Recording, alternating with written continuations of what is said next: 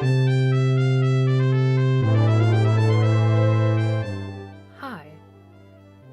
for this video I will be demonstrating the slipknot cast on. This is a very stretchy cast on and it goes really nice with any garter pattern, especially a garter edging. So we're going to start leaving the tail and holding the yarn and the needle in the right hand.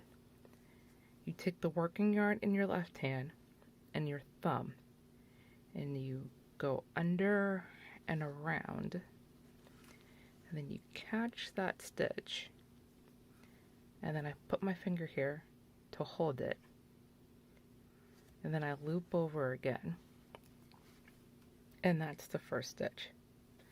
And I pretty much just made a slip knot. Now to cast on the next stitch, I'm going to do exactly the same thing. I'm going to loop around, leave my finger here to hold it, take the yarn over into the back, and pull the needle through. Now, the scap right here in between these two stitches, you want that to be as small as possible. And I usually use my thumb to hold these guys close together. And I'll show you what happens if you just leave any old size gap. Is your cast on, you can't get rid of that gap now. So your cast on will have that little piece hanging down when you start working across the other row. This is why you want your stitches as close together as possible. So we just slide this guy off, boop, and he's gone. So again, thumb down behind, up around, and hook it. Almost like we're doing an E-wrap.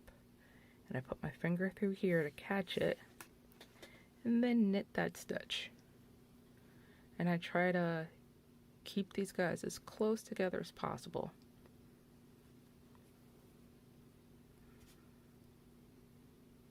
And that's the slipknot cast on. And you just keep going and cast on as many stitches as you need. As you see here, it's pulling up a bit. And that's fine, just slow down. Take your time. If you're really having trouble getting a stitch close, slide it off. Boop it away. And try again. And you see I start here, as long as I pull it tight before I lock it into place. And thumb under, loop around, and when I pull to tighten, I pull on this finger. And I kind of alternate between the two.